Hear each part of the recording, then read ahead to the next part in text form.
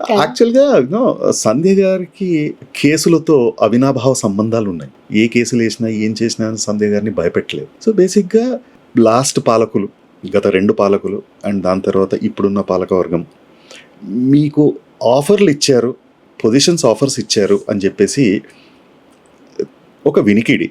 మీరు offers reject కూడా చేశారని చెప్పేసి కూడా తెలిసింది. మీరు అది రిజెక్ట్ చేసినందుకు వాళ్ళు చాలా సంతోషంగా ఫీల్ అయ్యి మీకు బంపర్ గిఫ్ట్గా కొన్ని కేసులు వేశారు మీ పైన అని చెప్పేసి ఒక వినికిడి. యాక్చువల్గా దీనిపైన మీ స్పందన ఏంటి? అంటే మీరు అది యాక్సెప్ట్ చేసి ఉంటే సంధ్య గారు ఇలా ఉండేవారు కాదేమో. అదేమో కానీ నాకే ఎప్పుడు అనిపించేది, ఎందుకు వీళ్ళే పదవులు ఇస్తారు, పదవులు తీసుకోకపోతే కేసులు పెడతారు అనేది నాకు 1-2 సార్లు అంటే కోయిన్సిడెంటల్ అనుకోవచ్చు. అన్ని గవర్నమెంట్స్లో మాకు అనుభవమే. అంటే సరే, అన్ని గవర్నమెంట్స్కి వ్యతిరేకంగా మేము పోరాడాం కూడా. తెలంగాణ ఉద్యమం అదొక పీరియడ్, ఒక 4 years ఇక అసలు మేము ఇళ్లలో లేము, దాదాపు రోజు రోడ్ల మీద, రోజు గ్రామాలే. అట్లాంటి స్థితిలో కేసులు అంటే అదొక భాగం. సారా వ్యతిరేక ఉద్యమం ఉవ్వెత్తున సాగినప్పుడు ఇక హైదరాబాద్లో సారా ప్యాకెట్లు ఇట్లా నిప్పు పెడితే కాలిపోతాయి కదా, వాటి మీద కూడా కిరోసిన్ పోసి పెట్రోల్ పోసి అంటించేవాళ్ళు. అంటే అట్లుండేది ఉద్యమాలు. ఇప్పుడు ఉద్యమాలు ఏం లేవండి. అట్లాంటి ఉద్యమాలు చూసినప్పుడు కేసులు చాలా సహజం. ఉద్యమాలలో పల్చదనం వచ్చేసింది. అది ఇంకో అంశము. అయితే మనం నిర్బంధాల గురించి మాట్లాడుకోవాలి అంటే, ఉద్యమాలు ఉవ్వెత్తున సాగుతున్నప్పుడు కేసులు వస్తుంటాయి, వాటిని ఎదుర్కొంటాం. ఒక మాట చెప్పాలంటే అన్ని కేసుల్లో కూడా నాన్ బెయిలబుల్ ఎఫెన్స్లు ఉన్నప్పుడు కూడా మ్యాజిస్ట్రేట్స్, జడ్జిలు కానీ వాళ్ళు జైలుకి పంపడానికే ఆలోచించేవాళ్ళు. 14 days రిమాండ్ కంపల్సరీ రాయాలి ఆ సెక్షన్స్ని బట్టి. 14 days రిమాండ్ అని రాసిన జడ్జి ఈరోజు పిఎస్కి తీసుకెళ్ళి హాస్పిటల్లో చెకప్ చేయించి రేపు తీసుకురండి అని అడ్వకేట్స్కి చెప్పేవాళ్ళు. నిజానికి జ్యుడిషియరీ గురించి అంత ఓపెన్గా చెప్పకూడదు, కానీ ఇవన్నీ పాస్ట్ కాబట్టి చెప్తున్నా. అంటే ఒక కన్సర్న్, వీళ్ళు ప్రజల కోసం పనిచేస్తున్నారు, వీళ్ళని జైలుకి పంపిస్తే అది నైతికం కాదు అని. ఇప్పుడు ఆ నైతికత్వం లేదు. కానీ చాలా అటెంప్ట్ మర్డర్ కేసులు 3 ఎదుర్కొన్నా.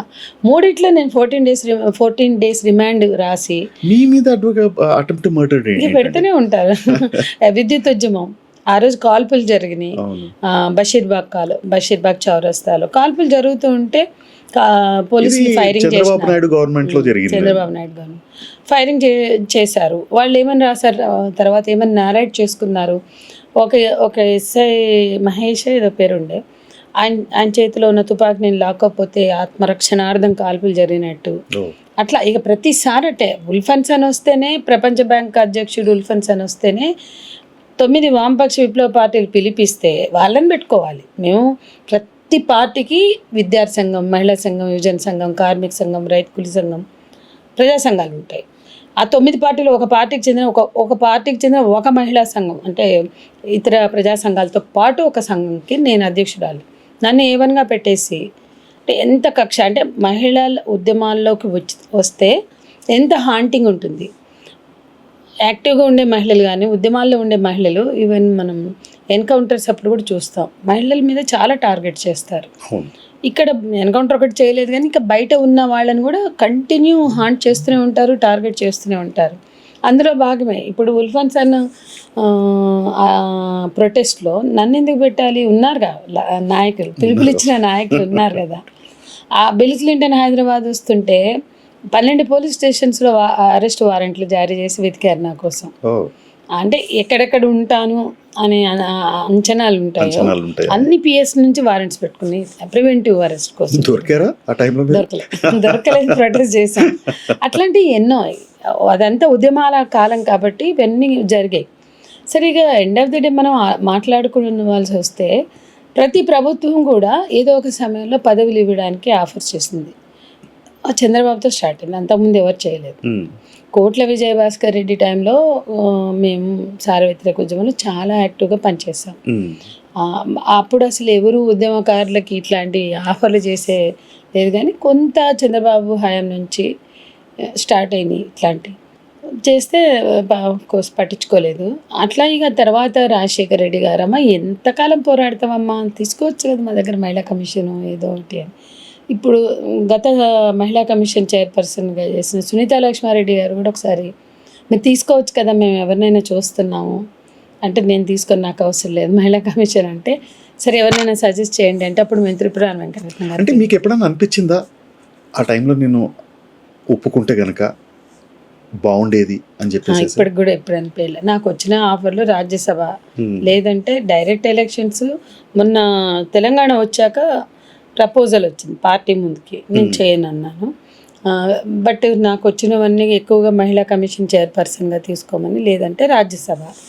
ఎప్పుడు కూడా నాకు జీవితంలో ఒక ఆశయం ఉంది ఏంటంటే, ఈ పదవుల మీద నాకు మోజు లేదు, భ్రమ లేదు, ఇష్టం అస్సలు లేదు. కానీ సీరియస్ కేసెస్ చంద్రబాబు గారి హయాం నుంచి వచ్చినాయి. అందులో ఒకటి, ఫస్ట్ ఆయన గెలుస్తూ 1 monthకి గెలిచిన 1 monthకి ఉద్యోగం terminated me from the services. అట్లా వరుసగా ఇక నాన్ బెయిలబుల్ కేసులు, అటెంప్ట్ మర్డర్లు, ఇప్పుడు ఊపా ఒక 2 ఏళ్ళ 2022లో తాడువాయి ఊపా కేసు పెట్టారు. దీని బేసిక్గా ఊపా అంటే ఏంటండి? బేసిక్ ఊపా అండ్ దీన్ని మీ మీద ఎందుకు రుద్దారు? దీన్ని మీరు ఎట్లా ఎదుర్కొంటున్నారు? బేసిక్గా ఎదుర్కొనేది ఏం లేదు, ఎవరైనా పోయి రిప్రజెంట్ చేసుకోవడాలు, లేకపోతే కోర్టులో కొట్లాడుకోవడాలు. ఇంకా నడుస్తుంది. అయితే తాడువాయి ఊపా కేసు ఎత్తేయాలని పౌర హక్కుల సంఘాలు, హెచ్ఆర్ఎఫ్ జీవన్ సార్ వాళ్ళు రిప్రజెంటేషన్స్ ఇచ్చారు. ఆ గవర్నమెంట్కి ఇచ్చారు, ఈ గవర్నమెంట్కి ఇచ్చారు. మా పార్టీలో నేను ఒక్కదాన్నే ఉన్నా ఊపాలో. ఊపా అంటే అన్లాఫుల్ ప్రివెన్షన్ యాక్టివిటీస్ యాక్ట్. అయితే న్యూ డెమోక్రసీ పార్టీల్లో, 2 న్యూ డెమోక్రసీలో కూడా ఎవరు లేరు, నా మీద ఉంది. అది మా పార్టీ ఒక రౌండ్ టేబుల్ పెట్టింది, దానికి రేవంత్ని కూడా పిలిచారు, రేవంత్ గారిని పిలిచారు. ఆయన మా పార్టీ నేతలు వెళ్తే, అయ్యా సంధ్యక మీద ఊపా పెడితే ఎట్లా, అసలు దీన్ని చాలా తీవ్రంగా వ్యతిరేకిస్తాం, ఖండిస్తాం, మేము వస్తాము అని చెప్పి ఆ రోజు ఆయన మెసేజ్ పెట్టారు. కొద్దిగా వీలు కావట్లేదని మల్లురవి గారిని పంపారు. మల్లురవి గారు కూడా ఊపా కేసు ఎత్తేంత వరకు పోరాడతామని మా రౌండ్ టేబుల్లో చెప్పారు. మరి ఇప్పుడు మల్లురవి గారు ఏం చేస్తున్నారో నాకు తెలీదు, కేసు మాత్రం ఉంది. ఓకే, లక్ష్మణ్ గారి పైన కూడా ఉండే కానీ ఇప్పుడు తీసేశారు. వచ్చి వెళ్ళారు ఇక్కడికి లక్ష్మణ్ గారి మీద తీసేశారు, ఓకే, కొంతమంది మీదే తీశారు. కానీ గమ్మత్ ఏంటంటే, Taduvai UAPA case Bombay high court judge చనిపోయారు 2 ఏళ్ల క్రితం, సురేష్ గారు అని, ఆయన పేరు కూడా ఉంది. అట్లాగే నర్సన్న అని అమరుల బంధుమిత్రుల సంఘం, ఆయన పేరు కూడా ఉంది. అంటే చచ్చిపోయిన వాళ్ళు కూడా, అంటే ఈ కేసు పెట్టినాడికే ముందు చనిపోయిన వాళ్ళు, అప్పటికే 2-3 ఏళ్ళ ముందు చనిపోయిన వాళ్ళు ఉన్నారు. రిపీటెడ్ నేమ్స్ ఉన్నాయి. అంటే పెట్టేటప్పుడు కూడా వాళ్ళు ఎట్లా పెడతారు, ఎంత గుడ్డి ద్వేషంతో పెడతారు అనడానికి, అంటే పేజ్ నింపాలి అని చెప్పి చూసారేమో. అంటే గుడ్డి ద్వేషం, ఎవరు డెమోక్రటిక్ వాయిస్ లో వాళ్ళని దేవుడం, అంటే కొంచెం స్ట్రాంగ్ డెమోక్రటిక్ వాయిస్ అని. లేకపోతే హైకోర్టు జడ్జిని పెడతారా అండి ఎవరైనా? చచ్చిపోయిన జడ్జిని, కొన్ని బతుకున్నోడు కూడా కాదు. ఇప్పుడు ఇంకా ఎంతమంది ఉన్నారు కేసులో? 147 ఉన్నారు దాంట్లో. తీసివేయిన వాళ్ళు, చనిపోయిన వాళ్ళు, రిపీటెడ్ నేమ్స్ తీస్తే 147 యాక్చువల్గా ఉన్నారు. నాకు ఎప్పుడు పాస్పోర్ట్ డైరెక్ట్గా రాదండి, ఎప్పుడు ఫైటే. ఇక ప్రపంచ బ్యాంక్ అధ్యక్షుడినే చంపబోయిన కేసులో ఎవడిస్తాడు నాకు పాస్పోర్ట్? మళ్ళీ 4-5 ఏళ్ల తర్వాత ఆ కేసు కూడా పోయినాక మళ్ళీ వచ్చింది. అట్లా గారి పైన లైక్ దాని గురించి బేసిక్ కొంచెం విడమని చెప్తారా? ప్రొఫెసర్ సాయిబాబా అమలాపురంలో పుట్టి ప్రోగ్రెసివ్ మూమెంట్స్లో వచ్చి, ఆయన అసలు 90% అంగవైకల్యంతో ఉన్న వ్యక్తి, బాగా చదువుకున్నారు. మనం మొన్న చూసాం ఆయన చనిపోయినప్పుడు, ఆయన చదువు కానీ, ఆయన ప్రొఫైల్ కానీ. ఆయన ఈ ఫ్లూలో పిహెచ్డి చేసి ఉస్మానియాలో చాలా మంచి చదువుతో పాటు సమాజం పట్ల చాలా కన్సర్న్, హక్కుల ఉద్యమాల పట్ల. నాకు ఆయన మొదటి పరిచయం ఖైదీల హక్కుల పోరాట కమిటీ. హైదరాబాద్లో రాజకీయ ఖైదీలు, వాళ్ళ హక్కులు, వాళ్ళ విడుదల, వాళ్ళకి సంబంధించిన పెరోల్ కానీ ఇట్లాంటి అంశాల మీద హైదరాబాద్లో ఒక పెద్ద ఉద్యమం జరిగింది. అందులో 2 ప్రధాన నాయకులు దాన్ని లీడ్ చేశారు. ఒకటి సాయిబాబా గారు, 90% అంగవైకల్యం. ఇంకొకడు పవన్, ఆయన పూర్తిగా బ్లైండ్. వాళ్ళిద్దరూ లీడ్ చేసిన మూమెంట్ అది. మేమంతా కమిటీ సభ్యులుగా ఉన్నాం. కానీ అసలు నాకు అప్పుడు చాలా ఆశ్చర్యం, చాలా ఇన్స్పైరింగ్ అనిపించింది. ఏంటంటే ఈయనకు పూర్తిగా కనపడవు, ఆయన పూర్తిగా నడవలేదు 90%. కానీ వాళ్ళిద్దరు ఆ మూమెంట్ని చాలా బాగా నడిపారు. చాలా అంటే అసలు ఖైదీలకి హక్కులు ఉంటాయి, ఖైదీల హక్కుల గురించి ఈ సమాజం ఆలోచించాలి. జైళ్ళు ఖైదీలను సంస్కరణ కేంద్రాలు కదా మాన్యువల్స్ ప్రకారం. కానీ అట్లా ఏం నడవట్లేదు, అట్లా ఏమి ఉండవు, తెలిసిందే అందరికీ. కాబట్టి ఆ జైళ్ళని అంటే ఏదో టైంకి ఇంత తిండి పడేసి ఎవరికైనా సీరియస్ అయితే హాస్పిటల్ చూపిస్తే లేకపోతే లేదు. కానీ ఇంకా ఎన్నో బియాండ్ దట్ మాన్యువల్స్ ప్రకారం చాలా హక్కులు ఉన్నాయి. అవి ఎవరు పట్టించుకోని రోజుల్లో అసలు బయట సమాజం అటెన్షన్ అంతా డ్రా చేశారు. అప్పుడు సెక్రటేరియట్ ఎదురుగా ధర్నాలంటే అక్కడ సెక్రటేరియట్కి రోడ్డుకి అవతలంతా ధర్నాలు ఉండేవి. అవును, అటువైపు ఇందిరా పార్క్ చంద్రబాబు హయాంలో షిఫ్ట్ అయ్యింది. కానీ మేము చాలా ధర్నాలు అక్కడే చేసేవాళ్ళం. బతుకమ్మకుంట స్ట్రగుల్ కానీ ఇక చెప్పొద్దులే. ఆ సెక్రటేరియట్ ఎదురుగా ఎప్పుడు టెంట్లు వేసి ఉండేవి, ఎప్పుడు ఏ నడుస్తుండే. అట్లా ఈ ఖైదీల అప్పుడు ఖైదీల హక్కులది కూడా ఇంచుమించు నెల రోజులు ఏదో వేశారు. వీళ్ళు ఇక్కడ టెంట్లు వేసిన టైంలో జైళ్లలో శాఖమూరి అప్పారావు గారి నేతృత్వంలో చాలామంది అప్పటి నాయకులు, కటేల్ సుధాకర్ రెడ్డి గారు కూడా ఉండేనేమో గుర్తులేదు నాకు, కానీ చాలామంది జైల్లో నిరాహార దీక్షలు, ఇక్కడ బయట ఉద్యమం లోపల నిరాహార దీక్షలు చాలా గొప్ప మూమెంట్ అది. అప్పుడు నాకు పరిచయం. అప్పటి నుండి సాయిబాబా గారితో స్నేహం కొనసాగుతూనే ఉంది. తర్వాత ఢిల్లీ యూనివర్సిటీలో జాబ్ వచ్చి ఆయన ఆంధ్రప్రదేశ్ నుంచి ఆయన కార్యక్షేత్రాన్ని జాతీయ స్థాయికి ఢిల్లీకి తీసుకెళ్ళారు. ఇంకా ఆదివాసీల ఇష్యూస్లో కానీ ఇక్కడ తెలంగాణ డిక్లరేషన్ కూడా, తెలంగాణ ఉద్యమం గురించి కేసీఆర్ కూడా ఆలోచించకుండా సీమాంధ్ర పాలకులతో కలిసి సాగుతున్న కాలంలోనే ఆనాడు కొన్ని ప్రజా సంఘాలు కానీ తెలంగాణ జనసమితి కానీ చేసిన పోరాటంలో ముఖ్యంగా తెలంగాణ డిక్లరేషన్ వరంగల్ది చాలా కీలకం. దాంట్లో సాయిబాబా గారు చాలా ముఖ్యమైన భూమిక పోషించారు. అట్లా ఆయన ఆదివాసీ ఇష్యూస్ ఎజెండాలోకి తేవడమే కాదు, ఇంటర్నేషనల్గా ఫోకస్ చేశారు.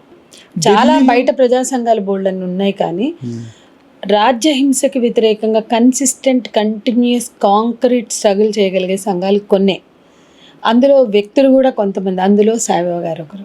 ఢిల్లీలో ఉన్న సాయిబాబా గారిని అరెస్ట్ ఎందుకు చేశారు?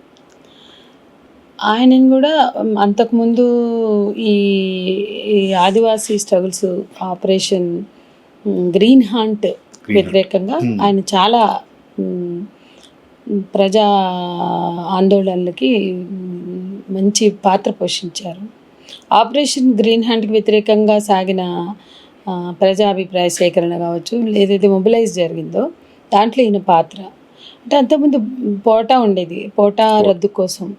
సరే, కాంగ్రెస్ హయాంలో పోటా రద్దు చేసుకుని అంతకుముందు టాడాలు పోటాలు ఇవన్నీ ఉండేవి కదా. అవి రద్దు అయ్యాక వాళ్ళ టైంలోనే మళ్ళీ రూపుదిద్దుకుంది. కాకపోతే అది బతికి బట్టగట్టి మరింత స్ట్రింజెంట్గా మారింది బీజేపీ టైంలో.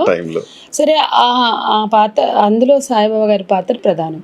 సో ఆయన ఇంట్లో వైరస్, అదే ఆయన ల్యాప్టాప్ అరెస్ట్ చేసి ఎక్కడో కేసుని తీసుకొచ్చి ఇక్కడ ప్లాంటేషన్ చేసి ఆయన కంప్యూటర్లో. ఎందుకంటే దాని తర్వాత భీమా కోరేగాం వచ్చింది. ఫస్ట్ సాయిబాబా ఉంది, తీసుకొచ్చి మొత్తం భీమా కోరేగాం పెట్టి వీళ్ళందరినీ ఎట్లా చేశారు అనడానికి ఆర్సన్స్ ల్యాబ్స్ అని యుఎస్లో మార్క్ స్పెన్సర్ అనే అతను వాళ్ళు ఇచ్చిన రిపోర్ట్, ఆ రిపోర్ట్లో పోలీసులు ఎట్లా ప్లాంటేషన్ చేస్తారు, ఎట్లా ఇరికిస్తారు, అట్లా ఇందులో సాయిబాబా కేసులో కావచ్చు, ఆ తర్వాత వచ్చిన భీమా కోరేగావ్ కావచ్చు, సాయిబాబా గారిది వేరు. సో అట్లా తీసుకొచ్చి పెట్టారు. ఇక అందులో భాగంగా కొంతమందిని అరెస్ట్ చేసి ఇక అప్పటి ఈ లోపల ఊపా వచ్చింది. ఇక ఊపాను కూడా దాంట్లో ఊపా కూడా యాడ్ చేసి నాగ్పూర్ జైల్లో పెట్టారు. అంటే చూడండి, మధ్యాహ్నం బెయిల్ వస్తుంది, 3ంటికి అక్కడ వేస్తారు సుప్రీంకోర్టులో. అంటే ఎంత కక్ష సాధింపుగా చేశారు. కానీ 90% వికలాంగురైన సాయిబాబా గారిని అండా సెల్లో వేయాల్సినంత అవసరం ఏమొచ్చింది? అదే, అంటే ఆయన బయట ఎవరినైనా కలిస్తే కూడా ఇన్ఫ్లుయెన్స్ చేస్తారు అని. అంటే అండా సెల్లో పెట్టడం, అసలు ఏమీ ఆయనకి అందుబాటులో పెట్టకపోవడం, కనీసమైన సహకారం ఇవ్వకపోవడం. అండా సెల్లో కరుడుగట్టిన నేరస్తులని పెడతారు, ఉగ్రవాదులని, దేశద్రోహులని ఇస్తారు అండాసెల్లో. అట్లాంటిది ఒక 90% వికలాంగుడైన తనని అరెస్ట్ చేయకున్నా ఇంట్లో పెట్టిన సాయిబాబా గారు ఎక్కడికి వెళ్ళలేరు. కంపల్సరీగా తోడు అనేది ఉండాలి. సో అట్లా భీమా కోరేగావ్లో కొంతమందిని గృహ నిర్బంధాలు పెట్టారు కదా, అంటే విడుదలయ్యాక బెయిల్ వచ్చాక అట్లా బెయిల్ వచ్చాక కండిషనల్ కూడా చేయకుండా ఈయన అనగానే స్టేట్కి ఎంత భయం అంటే అంటే సాయిబాబా అంటేనే నిజంగా ఆయనని అంత నిర్బంధంతో వెంటాడారు అంటే అతన్ని చూసి ఎంత భయపడ్డారో మనకు అర్థమవుతుంది.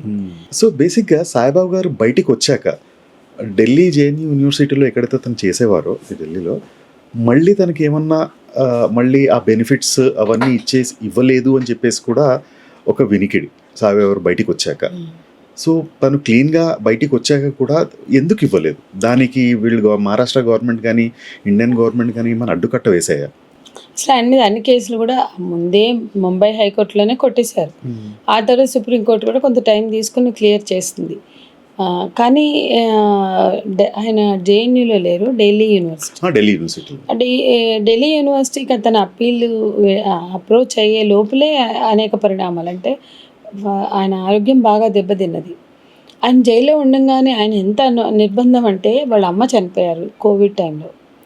వాళ్ళ అమ్మ చనిపోతే ఆమెకు అంత్యక్రియలు నిర్వహించడానికి జనరల్గా రైట్ కొడుకు అని చాలా తర్వాత కూడా తను బయట మీడియాతో పంచుకున్నారు. ఎందుకంటే తనకి వాళ్ళ అమ్మ ఎత్తుకుని పెంచింది, అతను ఏం చేసుకోలేడు. ఆయన అంత చదువుకున్నాడంటే వాళ్ళ అమ్మ ఎంత సాక్రిఫైస్ చేసి ఎంత కష్టపడితే ఎత్తుకునే కాలేజీకి వచ్చినా ఇంకెప్పుడైనా ఎత్తుకోవాల్సిందే కదా, వీల్ చైర్లు వచ్చి తనంతకు తాను నడుపుకునే వరకు. మా అమ్మ నన్ను ఎత్తుకుని పెంచి స్కూల్కి తీసుకెళ్ళింది. ఆ తర్వాత నేను ఇంత అయ్యానంటే అమ్మ నా బాధ్యత, నేను లాస్ట్ రైట్స్కి వెళ్తాను, ఫ్యూనరల్ రైట్స్కి వెళ్తాను అంటే కూడా అస్సలు కనీసం వీడియో కాల్ కూడా చేయలే, ఆడియో కాల్ చేశారు అప్పుడు.